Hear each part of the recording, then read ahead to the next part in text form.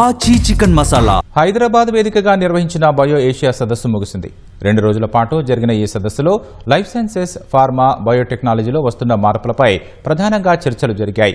కృత్రిమ మేధను ఉపయోగించుకుని pharma, life sciences రంగాలను మరింత ముందుకు తీసుకెళ్లే విధంగా పరిశోధనలు చేయాలని సదస్సులో నిర్ణయించారు. రాష్ట్రంలో పెట్టుబడులు పెట్టేందుకు పలు సంస్థలు ప్రభుత్వంతో అవగాహన ఒప్పందాలు కుదుర్చుకున్నాయి.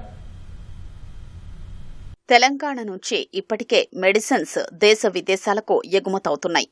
ఆ రంగాన్ని మరింత ప్రోత్సహించే ఉద్దేశంతో రాష్ట్ర ప్రభుత్వం బయో ఏసియాను నిర్వహించింది. హైదరాబాద్ లో ఉన్న అవకాశాలు వివరిస్తూ కొత్త పెట్టుబడులను ఆకర్షించింది. దాదాపు 1700 కోట్లు పెట్టుబడిగా పెట్టేందుకు వివిధ సంస్థలు ముందుకొచ్చాయి. హైదరాబాద్ ను ల్యాబొరేటరీ ఆఫ్ ద ఫ్యూచర్ గా తీర్చిదిద్ది రాబోయే 5 ఏళ్లలో లైఫ్ సైన్సెస్ రంగంలో $25 బిలియన్ పెట్టుబడులను తీసుకురావడమే ప్రభుత్వం లక్ష్యంగా పెట్టుకుంది. 5 లక్షల మందికి ఉద్యోగ, ఉపాధి అవకాశాల్ని కల్పించాలని ప్రణాళిక రచించింది. ఈ మేరకు ప్రభుత్వం తెచ్చిన కొత్త లైఫ్ సైన్సెస్ పాలసీ గురించి బయో ఏసియా సదస్సులో ప్రధానంగా చర్చించారు.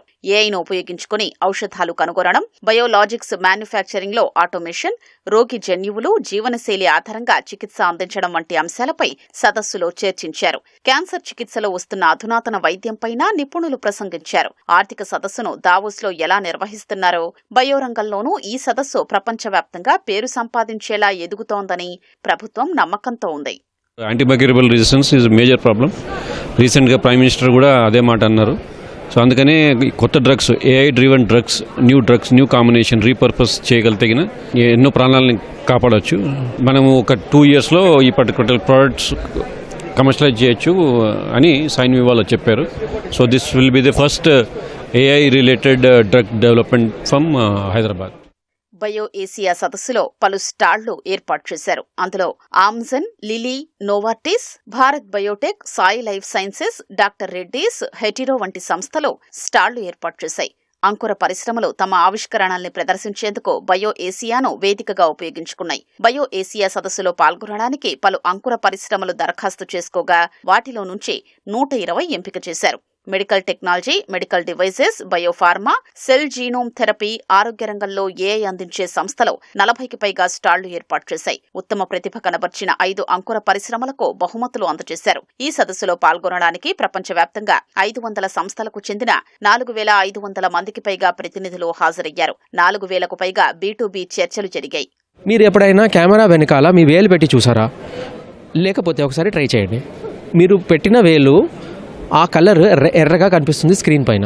ఆ ఇన్ఫర్మేషన్ని మా అప్లికేషన్ 6 ప్రిన్సిపల్లో ఉపయోగించి దానిలో నుంచి 105 పారామీటర్ల డేటా తీస్తుంది. దానిలో ఇంపార్టెంట్గా మీ బీపీ ఎలా ఉంది, మీకు ఇన్సులిన్ రెసిస్టెన్స్, షుగర్ ఉందా లేదా, మీ స్ట్రెస్ లెవెల్స్ ఉన్నాయా, మీ ఎమోషనల్ స్టేట్ ఉందా, మీ బాడీ ఎలా పనిచేస్తుంది అన్నది అనాలిసిస్ చేస్తాం. ఇది ఎక్కడైనా ప్రపంచంలో ఎక్కడైనా లేదా మన ఊర్లో అయినా కూడా ఎక్కడ ఇంటర్నెట్ లేకున్నా పనిచేస్తుంది. ఈ ఎలక్ట్రానిక్ ల్యాబ్ నోట్బుక్లో ఏమవుతుందంటే మన ఏపీ ఇండస్ట్రీలో, ఎస్పెషల్లీ ఫార్మా ఏపీ ఇండస్ట్రీలో రైట్ ఫ్రమ్ రియాక్షన్ సెలెక్షన్ నుంచి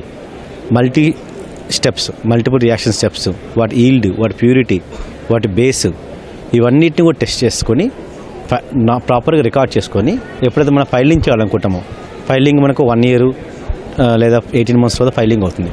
ఆ ఫైలింగ్ చేసే టైం కల్లా డేటా మొత్తాన్ని కూడా వితిన్ వెరీ లెస్ టైంలో మొత్తం రిట్రీవల్ చేసుకొని ఫైలింగ్ రెడీ చేసుకోవచ్చు. బయో ఏసియాను స్ఫూర్తిగా తీసుకుని వచ్చే ఏడాది మరింత పకడ్బందీగా సదస్సు నిర్వహించాలని ప్రభుత్వం యోచిస్తోంది.